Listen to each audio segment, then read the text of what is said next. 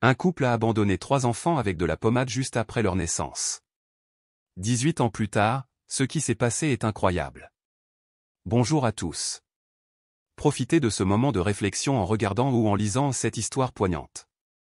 Thomas et Hélène Moreau comptaient parmi les couples les plus admirés du pays. Réputés pour leur carrière fulgurante, leur élégance et leur style de vie opulent, ils incarnaient le succès à tous les niveaux. Pourtant, sous leur image parfaite se cachaient des secrets et des décisions si impitoyables qu'elles allaient changer le cours de vie à jamais. En 2006, dans une clinique privée, Hélène, épuisée après 12 heures de travail exténuant, murmura avec une urgence tremblante, « Docteur, je veux voir mes enfants. » Sa voix était faible, mais elle gardait espoir. Elle se redressa, trempée de sueur, le regard impatient de rencontrer enfin les 3 bébés qu'elle venait de mettre au monde. Le docteur Richard Mendoz échangea un regard silencieux avec l'infirmière Claire Dumas, qui s'approcha prudemment du lit où se trouvaient les 3 nouveau-nés.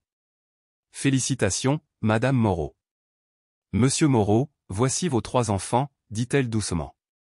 Mais avant qu'Hélène puisse les atteindre, un cri retentit dans la pièce.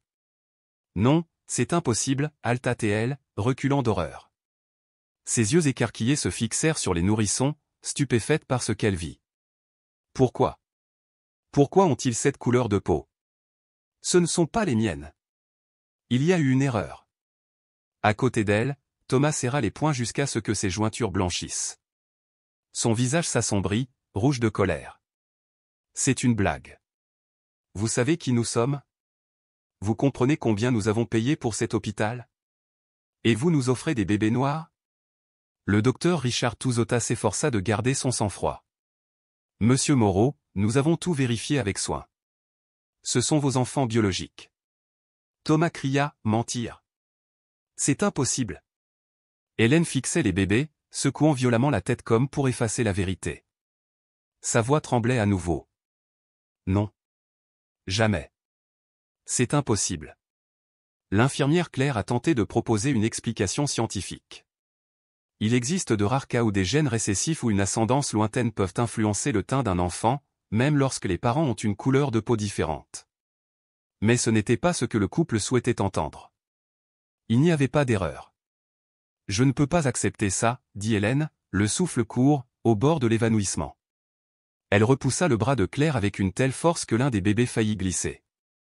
Je ne peux pas les élever. Je ne peux pas vivre avec la honte. Le monde se moquera de moi. La voix du docteur Richard devint sévère. Que vous le vouliez ou non, ce sont vos enfants. Thomas s'avança, les yeux injectés de fureur. Nous ne les élèverons pas. C'est honteux. Une honte. Personne ne doit jamais savoir, murmura Hélène en tremblant de façon incontrôlable. Claire, horrifiée, s'écria, que dis-tu ? Ce sont tes enfants. Ils n'ont rien fait de mal. L'expression de Thomas devint froide et cruelle. Débarrassez-vous-en. Je n'en veux pas. Plus tard, dans le cabinet du médecin, les Moreau restèrent assis, glacial, face au docteur Richard. Hélène tremblait, serrant son sac de créateur comme une bouée de sauvetage. Docteur, y a-t-il un moyen de cacher cela ? Cacher ? Richard fronça les sourcils. La voix de Thomas était tendue, presque empâtée par le mépris. Nous voulons céder la garde des enfants. Claire, qui écoutait depuis le couloir, halta. Vous ne pouvez pas faire ça. Hélène fondit en larmes. Tu ne comprends pas. Ma famille, ils n'accepteront jamais ça. Ça me détruirait. Thomas poussa un dossier sur la table. Nous avons préparé les papiers. Nous ne voulons plus de contact. Richard soupira, le cœur lourd. Veux-tu vraiment abandonner tes propres enfants ? Thomas ne broncha pas, ils ne sont pas à moi. Claire, furieuse et tremblante, murmura, vous êtes des monstres. Hélène essuya ses larmes et se tourna vers le médecin. S'il vous plaît, aidez-nous. Nous dédommagerons l'hôpital. Grinçant des dents, le docteur Richard céda. Très bien. Ils seront placés dans un orphelinat. Parfait, dit Thomas en se levant. Hélène murmura, je ne veux plus jamais les revoir. Les yeux de Claire brûlaient de tristesse. Tu vas le regretter. Le visage en larmes, Claire porta les 3 bébés dans la salle de soins. L'infirmière Anne Lefebvre les observait, incrédule. Les ont-ils vraiment abandonnés ? Claire hocha la tête, la voix brisée. Seulement à cause de la couleur de leur peau. Rien d'autre. Anne la serra dans ses bras. C'est horrible. Ils regardèrent les nouveau-nés endormis. Anne caressa doucement la joue d'une petite fille. Pauvre petite. Claire se pencha et leur murmura doucement, « Mathieu, Jean, Sophie. J'espère que vous trouverez une famille qui vous aime. » Mais le destin avait d'autres plans. Paris, 2006. Orphanage Saint-Raphaël. Nous avons accueilli 3 nouveaux enfants, annonça Madame Manon Fontaine, la directrice, en poussant la porte de la salle de néonatologie. À l'intérieur, 3 nourrissons gisaient dans des berceaux, emmitouflés dans des couvertures blanches immaculées. Ils ont l'air différents, murmure Camille Vazier, l'un des membres du personnel. Ce sont des nouveau-nés, répondit Manon sans détour. Camille fronça les sourcils. Mais ils sont noirs. La voix de Manon s'aiguisa. Et qu'est-ce que ça change? Tu sais très bien comment ça marche dans ce pays. Camille baissa les yeux. On n'adopte pas des enfants comme eux. Ils veulent des bébés blonds aux yeux bleus. Manon regarda les 3 nourrissons endormis, le cœur lourd. Mathieu, Jean, Sophie, que Dieu vous aide à trouver un foyer. Mais au fond d'elle, elle craignait que cela n'arrive jamais. En 2011, les enfants avaient 5 ans. La cour de récréation de l'orphelinat résonnait de rire et de cruauté. Mathieu se retourna lorsqu'un cri retentit derrière lui. Un groupe d'enfants plus âgés leur barrait le passage, mené par Romain Fernandez, un garçon de 2 ans plus âgé. Espèce de déchet noir, tu salis cet endroit, ricana Romain. Pourquoi dis-tu ça, murmura timidement Sophie. Romain rit. Parce que personne ne veut de toi. Qui adopterait des enfants comme toi? Mathieu serra les poings. Tais-toi. On est comme toi. Bang. Un coup de poing frappa Mathieu au visage. Il tomba, le sang coulant de ses lèvres. Tu seras toujours abandonné, cracha Romain. Jean se précipita auprès de son frère. Sophie sanglotait sans pouvoir se retenir. Jean murmura, les dents serrées, ne pleure pas, Sophie. Un jour, nous quitterons cet endroit. Nous leur montrerons qui nous sommes vraiment. Mais au fond, ces mots n'étaient guère plus qu'un murmure d'espoir. En 2015, ils étaient 9. Une nouvelle déception les attendait. Nous sommes désolés, dit Maria Girard en regardant son mari. Mais nous ne pouvons pas continuer à élever ces enfants. Xavier hocha la tête. Ils ne nous conviennent pas. Madame Manon, les sourcils froncés, demanda, mais vous les avez adoptés il y a 6 mois. Qu'est-ce qui a changé? Maria hésita. Nous n'imaginions pas qu'élever 3 enfants serait aussi difficile. Et nous ne nous sentons pas connectés à eux, ajouta Xavier d'un ton neutre. Les 3 enfants restèrent silencieux. Mais Sophie, d'une voix faible, dit ce qu'ils savaient tous. Ils nous renvoient parce que nous ne sommes pas comme eux. Mathieu serra les dents. Pas encore. Un jour, il le regretterait. Mais ce moment n'était pas encore venu. En 2016, la famille Pérez a adopté les enfants. 1 an plus tard, en 2017, ils les ont renvoyés. En 2018, un autre couple a tenté l'expérience. Mais en 2019, les enfants ont de nouveau été renvoyés à l'orphelinat. L'excuse était toujours la même, tu ne corresponds pas à notre famille. Même à l'orphelinat, la discrimination les poursuivait comme une ombre. En 2020, les 3 frères et sœurs Mathieu, Jean et Sophie ont fêté leurs 14 ans. Un après-midi, à la cafétéria, l'éducateur Alex Ruiz est passé devant eux alors qu'ils faisaient la queue pour le déjeuner. Ses yeux se sont plissés. Vous 3. Pourquoi êtes-vous toujours ensemble? Parce que nous sommes frères et sœurs, répondit Mathieu, le regard fixe et sans peur. Alex laissa échapper un petit rire sarcastique. Vraiment? C'est étrange. Vous ne vous ressemblez pas. Les poings de Mathieu se serrèrent. Qu'est-ce qu'est-ce ressembler, que veux-tu dire? Juste parce que nous ne sommes pas blancs? Alex, décharné et froid, sourit. Je dis juste la vérité. Et ne vous attendez pas à un traitement de faveur ici.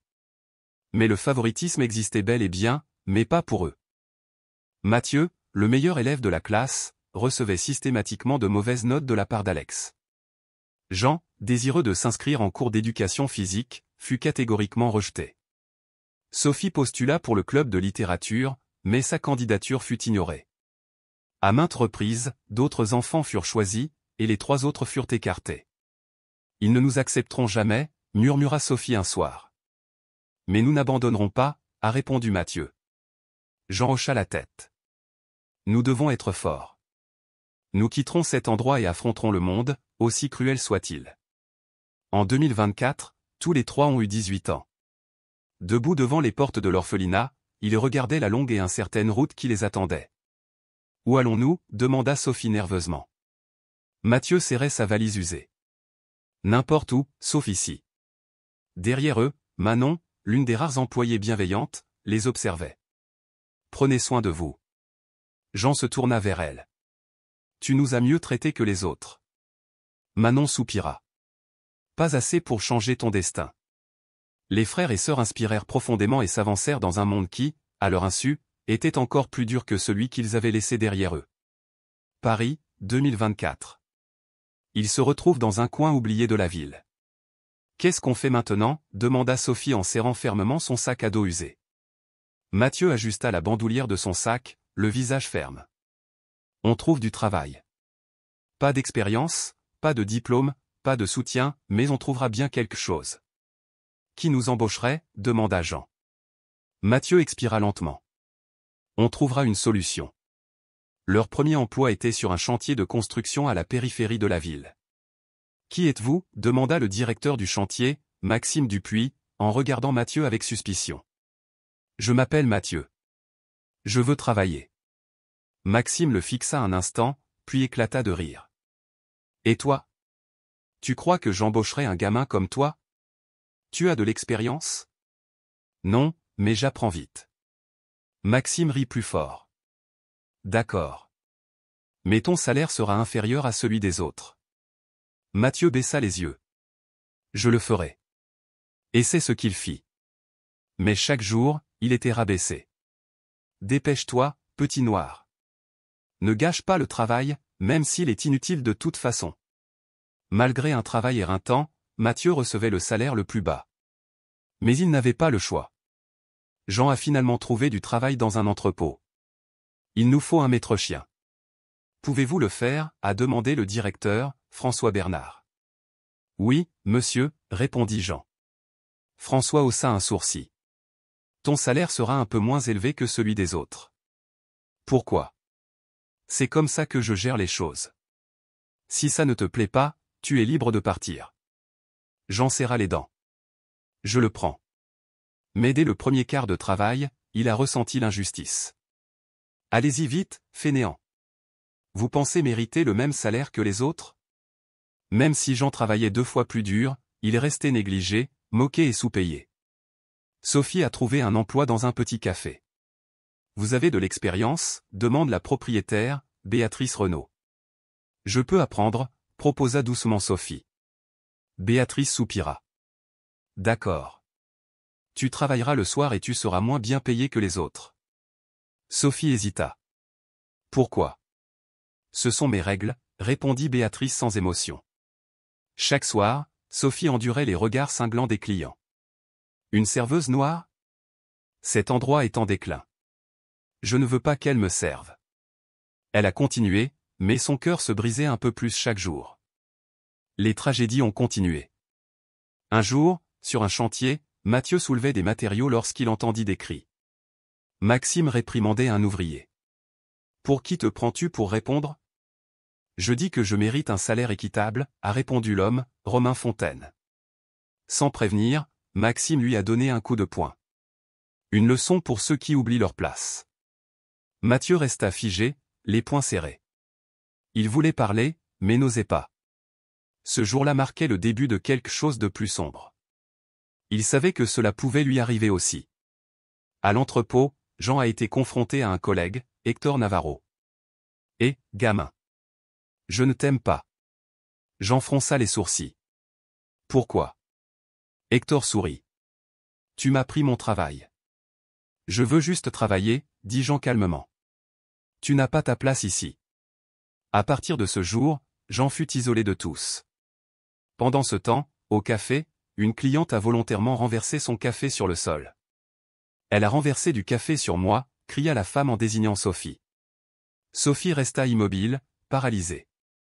Je n'ai rien fait. Béatrice fronça les sourcils. Sophie, on déduit ça de ton salaire. Sophie ne dit rien. Même innocente, elle était punie. Cette nuit-là, sous les lampadaires vacillants d'un parc public, le vent faisait bruisser les arbres au-dessus des frères et sœurs alors qu'ils étaient assis ensemble sur un banc froid. Ils n'avaient plus rien à se dire. Sophie se mit à pleurer. Pourquoi? Pourquoi devons-nous souffrir ainsi? Mathieu serra les poings. Parce que cette société ne nous accepte pas. Jean secoua la tête. Qu'est-ce qu'on fait maintenant? Mathieu leva les yeux vers les étoiles. Nous restons forts.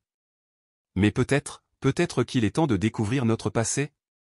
Tu parles de nos parents biologiques, murmura Sophie en essuyant ses larmes. Jean expira. Ils nous ont abandonnés. À quoi bon? Il ne s'agit pas de réunification, dit Mathieu avec amertume. Il s'agit de vérité. De les affronter. Ils se turent tous, puis hochèrent lentement la tête. Ce n'était pas la fin, c'était le début de quelque chose de plus profond. Une recherche. Un règlement de compte. Paris, 2024. Quelque part, caché dans une base de données gouvernementale, se trouvait un fichier contenant les réponses. Retrouvons nos archives originales, dit Mathieu. Tu es fou? Jean le fixa du regard. Non, répondit Mathieu. Nous avons le droit de savoir. Sophie se mordit la lèvre. Je ne suis pas sûr que ce soit une bonne idée. La voix de Mathieu s'édurcit. Tu ne veux pas savoir qui nous a abandonnés? Tu ne veux pas l'affronter? Jean soupira. Et comment trouver ces fichiers exactement, murmura Sophie. Il pourrait y avoir quelque chose dans le système de données sociales. Mathieu se leva. On va au bureau. Tout de suite. Ils entrèrent tous les trois dans le vieux bâtiment poussiéreux. Derrière le comptoir de la réception était assise une femme âgée aux cheveux argentés et au regard bienveillant. Son nom était Maya Torres. Et elle était sur le point d'ouvrir une porte qu'il ne pourrait jamais fermer. Maya les regardait par-dessus ses épaisses lunettes. Que puis-je faire pour vous? Mathieu prit une grande inspiration. Nous voulons récupérer nos fichiers originaux. Maya fronça les sourcils. Non. Mathieu Jean-Guite. Sophie Moreau. La femme a sauté. Sophie fronça les sourcils. Il y a un problème? Maya saisit silencieusement les données dans son ordinateur. Ses yeux s'écarquillèrent tandis qu'elle fixait l'écran. Ce n'est pas possible. Jean se pencha en avant. Que se passe-t-il? Maya leur jeta un coup d'œil, puis soupira. Attendez un instant. Elle disparut dans une arrière-salle. Ses vêtements sentaient le luxe, son visage était maquillé d'un maquillage intense. Ses yeux perçants, ses lèvres peintes d'un rouge vif et ses anneaux d'or scintillant sur sa poitrine lui donnaient une allure surréaliste, presque théâtrale. Les trois frères et sœurs échangèrent des regards tendus. Quelques minutes plus tard, Maya revint avec un vieux dossier. Elle le posa sur la table. Voici vos informations originales. Mathieu se précipita et l'ouvrit. En voyant les noms de leurs parents biologiques, il resta figé. Thomas Moreau. Aline Moreau. Jean sentit son monde s'effondrer. Ce sont eux qui nous ont abandonnés. Sophie tremblait. Ce n'est pas possible. Maya expira. Thomas Moreau est un homme politique influent. Aline est une militante caritative bien connue. Mathieu rit amèrement. Un politicien et un militant caritatif? Quelle blague! Il secoua la tête, incrédule. Ils nous ont abandonnés et jouent maintenant le rôle de saints en public. Sophie serra les poings. Il faut les affronter. Les trois frères et sœurs ont quitté le bâtiment, brûlant de rage. J'ai été le premier à parler. Que faisons-nous maintenant? Mathieu serra les poings. On va les retrouver. Sophie serra les dents. Ils allaient devoir affronter la vérité. Une tempête approchait. Paris, 2024. Un grand gala de charité. Bienvenue à l'événement de collecte de fonds de la World Children's Foundation. Sur la grande scène se tenait Aline Moreau, radieuse dans une robe élégante, l'air serein, s'adressant à des centaines d'invités. Tenant un micro avec grâce, elle souriait. Aujourd'hui, nous sommes réunis pour aider les enfants défavorisés. Je crois qu'il n'y a rien de plus précieux que d'offrir à un enfant un foyer aimant. Les applaudissements ont rempli la salle. Dans un coin éloigné, Mathieu, Jean et Sophie se déplaçaient tranquillement dans la foule. « Quelle performance !» murmura Jean avec un sourire sarcastique. « Nous allons leur montrer ce que signifie vraiment un foyer aimant », répondit froidement Mathieu. Les yeux de Sophie se rétrécirent lorsqu'elle aperçut Thomas Moreau, engagé dans une discussion animée avec des hommes d'affaires. « C'est notre père », murmura-t-elle. « Tellement puissant. Tellement faux. » Mathieu prit une grande inspiration. C'était le moment qu'ils attendaient. Sans hésiter, il monta sur scène et prit le micro des mains d'Aline. « Désolé de vous interrompre », annonça-t-il. « Mais j'ai une meilleure histoire à raconter. » La pièce tomba dans un silence stupéfait. Aline haleta. « Qui es-tu? Où est la sécurité ?» Mathieu sourit sombrement. « Je suis ton fils. » Des exclamations de surprise parcoururent le public. Jean et Sophie montèrent sur scène à ses côtés. Sophie sourit gentiment. « Nous sommes les 3 enfants que tu as abandonnés il y a 18 ans. » Chaos érupted. Hélène Wampal. « Non. Ce n'est pas vrai. » Thomas se précipita. « De quoi parles-tu? Espèce d'idiot, vérifie tes faits. » La voix de Mathieu coupa le bruit, froide et délibérée. « Je parle du soir où tu as signé les papiers d'abandon.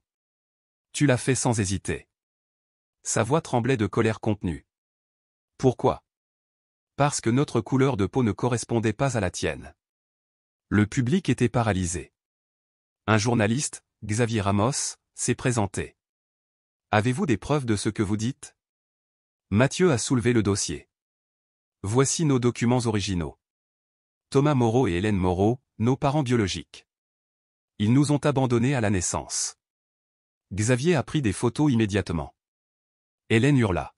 « Tu ne comprends rien. » Mathieu rétorqua, « Tu as raison. On ne comprend pas qu'on puisse rejeter ses propres enfants à cause de la couleur de peau. » Thomas cria de fureur. « Pars maintenant. » Mais il était trop tard. Tout le monde avait entendu. Et la vérité s'est répandue comme une traînée de poudre. La réaction des médias a été immédiate. Thomas Moreau, l'homme politique qui a abandonné ses enfants métis. Hélène Moreau, de reine de la charité à mère sans âme. Les réseaux sociaux ont explosé. Quel hypocrite! C'est impardonnable. Mathieu, Jean et Sophie ont regardé la tempête se dérouler, avec un mélange de justification et de tristesse. Enfin, murmura Sophie, la vérité éclate. Le lendemain matin, devant le siège du gouvernement. Monsieur Moreau. Avez-vous quelque chose à dire sur l'actualité? Thomas sortit du bâtiment, assiégé par les journalistes. Les flashs des appareils photo l'aveuglaient. Des micros lui étaient braqués sur le visage. Il serra les dents. C'était juste, un malentendu. Xavier Ramos a pris la parole. Niez-vous avoir abandonné vos propres enfants à cause de leur couleur de peau? Thomas rougit de colère. C'est arrivé il y a longtemps. Je n'en parle plus. Mais est-ce que quelqu'un qui abandonne ses propres enfants mérite de représenter le peuple? Thomas repoussa les micros. Plus de questions. Ailleurs, dans un café chic, Hélène Moreau tremblait devant une tasse de thé. En face d'elle, Béatrice Renaud, autrefois une amie proche, observait avec dégoût. Hélène? Tu prêchais l'amour et la compassion. Et maintenant, ça? J'avais mes raisons. Béatrice rit amèrement. Pourquoi? Parce qu'il ne te ressemblait pas? Tu ne comprends pas. Je ne voulais pas perdre l'honneur de ma famille. Béatrice se leva. Eh bien, maintenant tu as tout perdu. Moi y compris. Alors qu'elle s'éloignait, Hélène resta figée, sombrant dans la solitude. Dans les coulisses, la pression politique s'est accrue. Dans un bureau en hauteur, Joachim Lefebvre, chef du parti de Thomas, l'appelle d'urgence. Thomas démissionne. Maintenant. Quoi? Non. J'ai donné ma vie à cette fête. On ne peut pas vous protéger. Vos sponsors partent. Vous serez expulsés. La ligne a été coupée. Thomas a jeté sa tasse de café contre le mur. Hélène a connu le même sort. Au siège de l'association, elle a été convoquée à une réunion du conseil d'administration. Nous avons le regret de vous informer, a déclaré la directrice Anne Beltran, que votre rôle au sein de cette organisation a été résilié. Tu ne peux pas me faire ça. Anne était froide. Une femme qui a abandonné ses enfants ne peut pas nous représenter. Hélène s'effondra sur une chaise, le visage pâle comme un fantôme. Nous vous demandons de partir. Elle se leva en tremblant et sortit, humiliée. La chute fut totale. La télévision, les journaux, les réseaux sociaux, tout était saturé de la honte du couple. Autrefois célébrés, Thomas et Hélène étaient désormais les personnes les plus détestées de Paris. Ce soir-là, Thomas était assis dans une salle à manger autrefois animée. Elle était vide. Pas d'invités. Pas d'amis. Silence. En face de lui, Hélène regardait fixement. Nous avons tout perdu. Thomas frappa la table. À cause de ces trois-là. Une semaine plus tard, une banque a refusé leur prêt. Compte tenu de la situation, a déclaré froidement le directeur, nous ne pouvons pas approuver votre demande. Hélène paniquait. Mais on n'a plus d'argent. Votre réputation est détruite, a déclaré le directeur. Personne n'investira en vous. Thomas a claqué le bureau. Tu vas le regretter.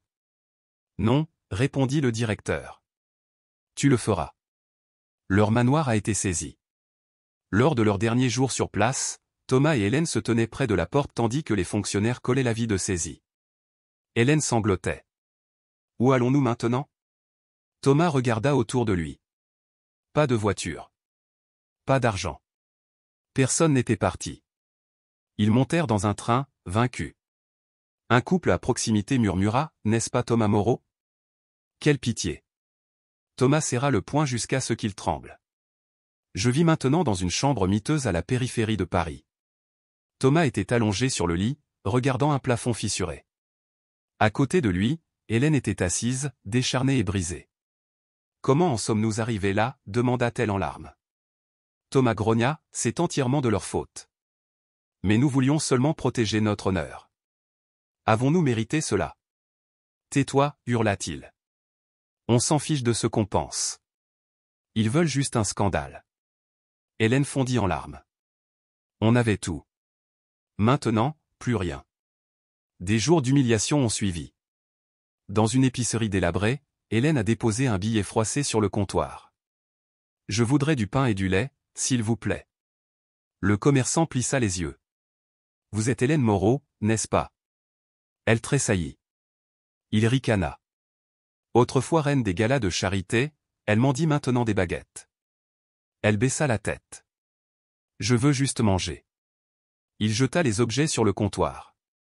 Ton argent fonctionne toujours. Ton nom, non. Thomas a essayé de trouver du travail, n'importe quel travail. Sur un chantier de construction, il se tenait devant un homme corpulent nommé Alberto Fernandez. J'ai besoin d'un travail. Alberto croisa les bras. Toi? Un politicien? Et maintenant, tu veux travailler avec nous? Je ferai n'importe quoi. Alberto lui rit au nez. Tu méprisais les hommes comme moi. Maintenant, tu supplies d'être l'un des nôtres? Thomas serra les poings, mais ne dit rien. J'ai juste besoin d'une chance, dit Thomas en regardant Alberto droit dans les yeux. Non, répondit froidement Alberto. Tu ne le mérites pas. Thomas se retourna et s'éloigna, le cœur brûlant de colère et d'humiliation. Une luxueuse demeure se dressait devant eux, la demeure de la famille Moreau. Thomas et Hélène se tenaient devant la porte d'entrée de la maison de ses parents. Alfonso et Mercedes Moreau étaient à l'intérieur. Mercedes ouvrit la porte et les regarda froidement. Nous avons besoin d'aide, dit Hélène d'une voix tremblante. Alfonso secoua lentement la tête. Ce n'est pas possible. Maman, papa, on est vos enfants.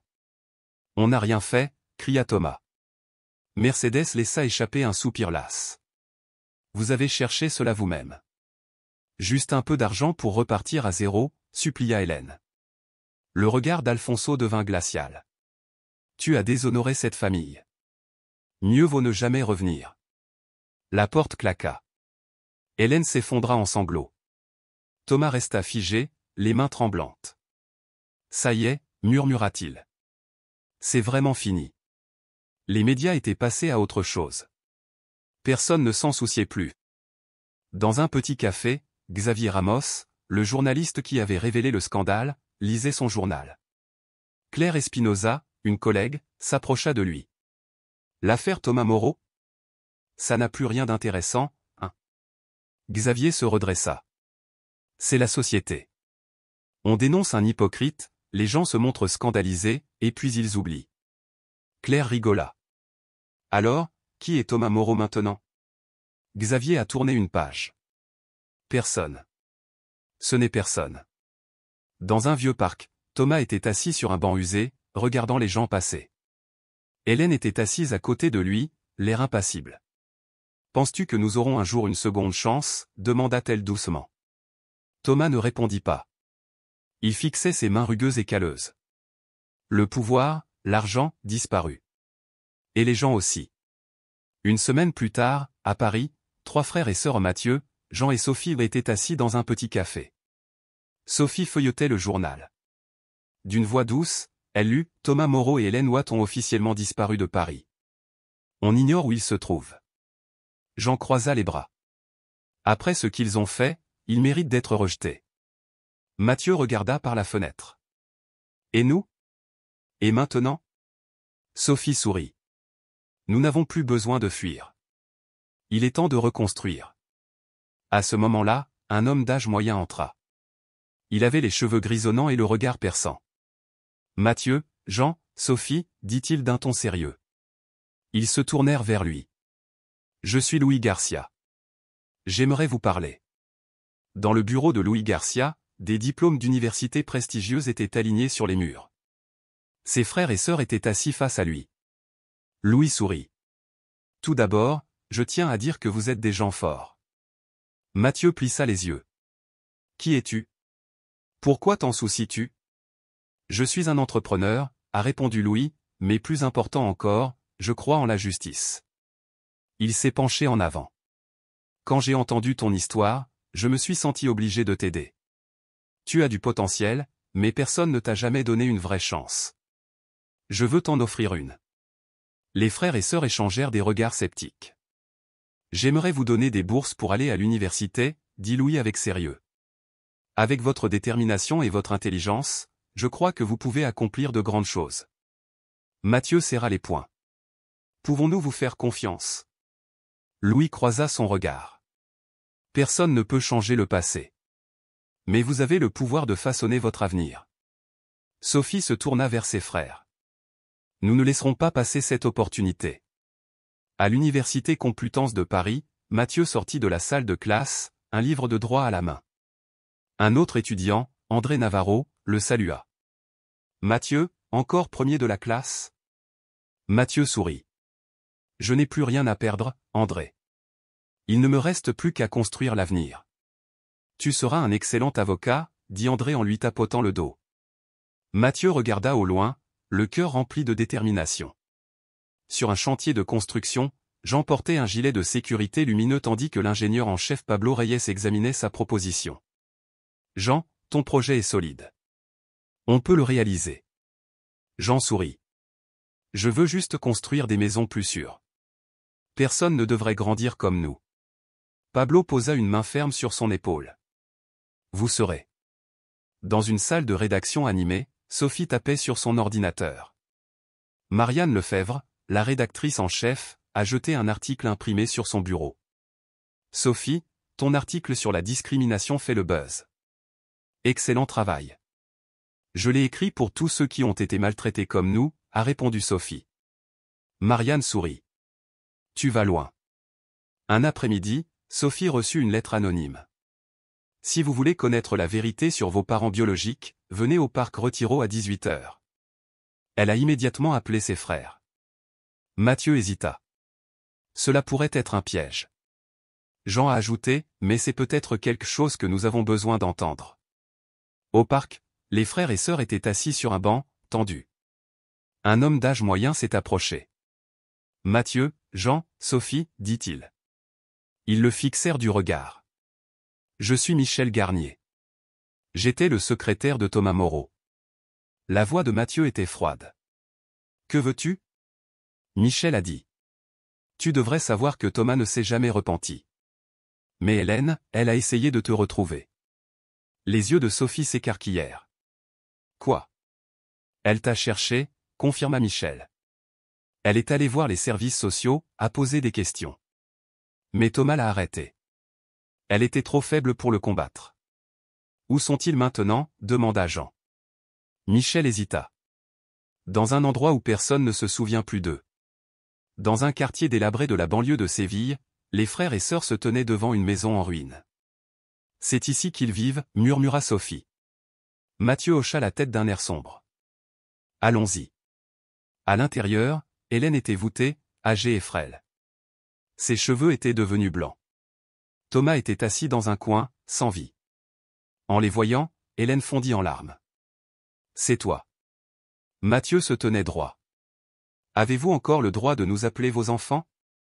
Je suis désolé, pleura-t-elle. Le ton de Sophie était tranchant. Maintenant, tu t'excuses. Après 20 ans? Thomas murmura, pourquoi es-tu ici? Jean répondit froidement, pour assister à ta chute. J'étais faible, dit Hélène, les larmes aux yeux. Mathieu la fixait du regard. Est-ce que ça a de l'importance maintenant? Non, murmura-t-elle. Plus rien n'a d'importance maintenant. Vous êtes venu vous moquer de nous, cracha Thomas. Non, dit doucement Sophie. Nous sommes venus pour tourner la page. Les frères et sœurs partirent. Hélène cria, pardonne-moi. Mais ils n'ont jamais regardé en arrière.